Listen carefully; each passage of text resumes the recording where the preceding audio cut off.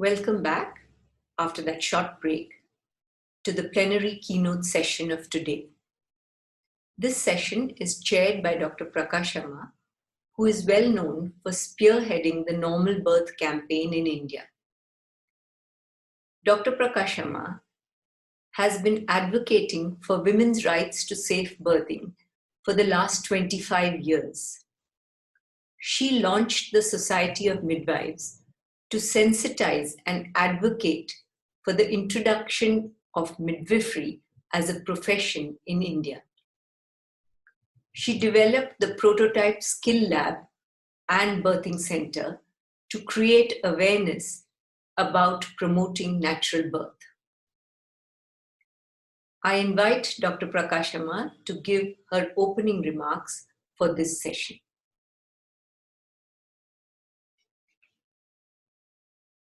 Good afternoon, dear friends. I consider it a privilege to be chairing this very appropriate session on birthing in the time of COVID-19. Let me take this opportunity to just present three key concepts related to birthing and the impact of COVID-19. The first point is about the use of words and language in the birthing arena. The words labor and delivery originated from gender constructs and became deeply entrenched in setting the framework for care during birthing, during pregnancy, and after birth.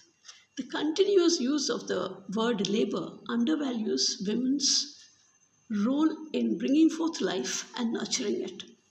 The labor cot becomes the workbench, the labor room the workplace, and the newborn becomes the goods delivered.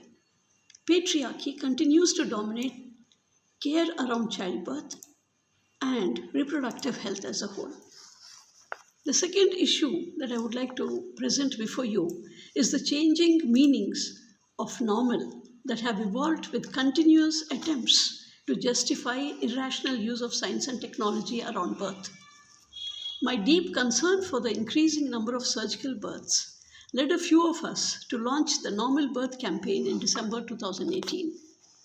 But we soon realized that birthing through surgical intervention had seeped so deeply into social consciousness and became the new normal that it was deeply internalized as a necessity at all levels. Women wanted it, healthcare workers encouraged it, hospitals promoted it, and most obstetricians performed it. We had to soon replace the word normal with natural. COVID-19 pandemic has also changed this new normal by default.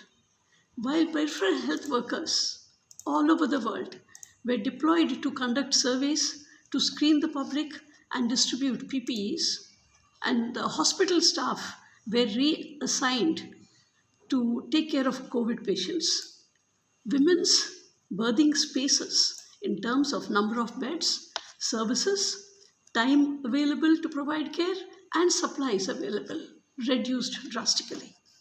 The lockdown postponed celebrations, holidays, and even work deadlines, but it could not delay births. The panic and the pandemonium that was created by this pandemic actually geared women and families to care for themselves during birth. Births at home during this time increased. Births by traditional birthing attendants and family members rose. But at the same time, the feared proportionate increase in maternal and newborn deaths did not take place in most places.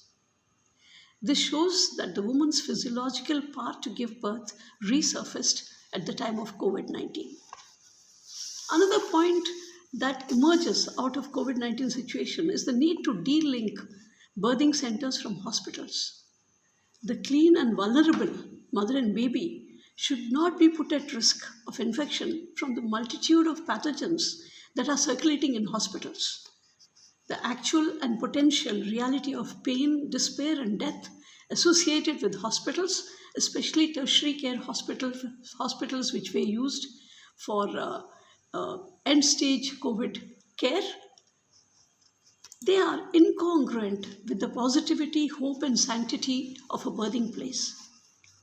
And now, just as hospitals and birthing centers are diametrically opposing facilities, It is also necessary to disassociate nursing and midwifery and also de-link obstetrics from gynecology, as the philosophy of care around these disciplines is very different. I hope, my dear friends, that these three concerns that I raised will be considered by all of you here, and that the audience of professionals, doctors, midwives, nurses, public health activists will reflect on birthing and women. While I have neither the professional skills of a midwife nor the technical knowledge of an obstetrician, I have great sensitivity to advocate for the rights of a woman to undergo natural birthing and the right of a newborn to enter into this world in a soothing, nurturing, and homely atmosphere.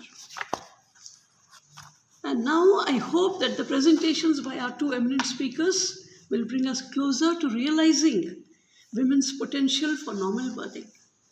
I'm fortunate today to introduce two birthing professionals, Dr. Hannah Dallin, Professor of Midwifery, and Dr. Shakila Tangarithnam, Professor of Maternal and Perinatal Health. These two professionals, through their respective professional specialization, supplement each other with their skills, knowledge, research, and approach to birthing. Two strong women to support women during birth.